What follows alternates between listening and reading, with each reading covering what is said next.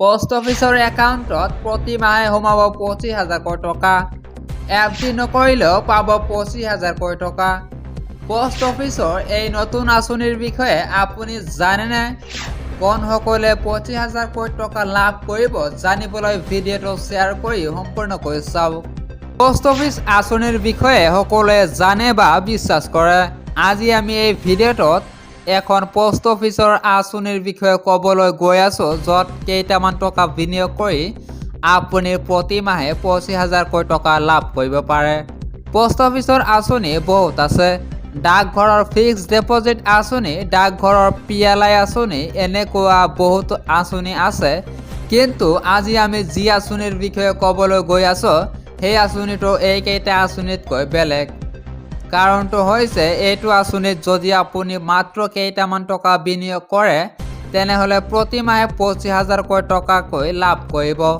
সবিশেষ জানিবলৈ ভিডিঅ'টো সম্পূৰ্ণকৈ চাওক। সেই আঁচনিটোৰ নামটো হৈছে জ্যেষ্ঠ নাগৰিক সঞ্চয় আঁচনি। ইয়াৰ অধীনত আপোনাৰ ধন সুৰক্ষিত, কাৰণ ধন পৰিচালনা, বিনিয়োগ আৰু ঘূৰাই দিয়াটো চৰকাৰৰ দায়িত্ব। জ্যেষ্ঠ নাগৰিকৰ প্ৰয়োজনীয়তাক মনত ৰাখি চৰকাৰে এই আঁচনিখন প্ৰস্তুত কৰিছে। চৰকাৰে এই আঁচনিত সৰ্বাধিক সুদ দিছে। পোষ্ট অফিচৰ ক্ষুদ্ৰ সঞ্চয় আঁচনিয়ে আগবঢ়োৱা আঁচনিসমূহৰ ভিতৰত ই সৰ্বাধিক সুদ লাভ কৰিছে। বৰ্তমান এই আঁচনিৰ অধীনত জ্যেষ্ঠ নাগৰিকে পোষ্ট অফিচৰ জৰিয়তে লাভ কৰিছে 8.2% সুদ। এই আঁচনিত বিনিয়োগ কৰিলে কিমান টকা লাভ কৰিব?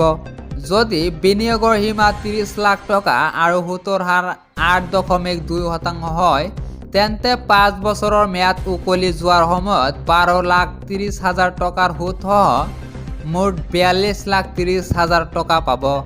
যদি বাৰ্ষিক ভিত্তিত হিচাপ কৰা হয়, তেন্তে সেয়া হ'ব 2,46,000 টকা।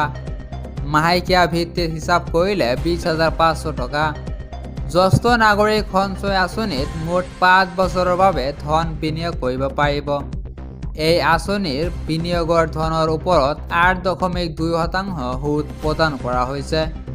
চৰকাৰৰ এই আঁচনিখনত আপুনি 1,000 টকাৰ পৰা 30 লাখ টকা পৰ্যন্ত বিনিয়োগ কৰিব পাৰিব। কৰ ৰেহাইৰ কথা ক'বলৈ গ'লে আয়কৰ ধাৰা 80ৰ অধীনত 1.5 লাখ টকা বিনিয়োগ ৰেহাই দিয়া হৈছে।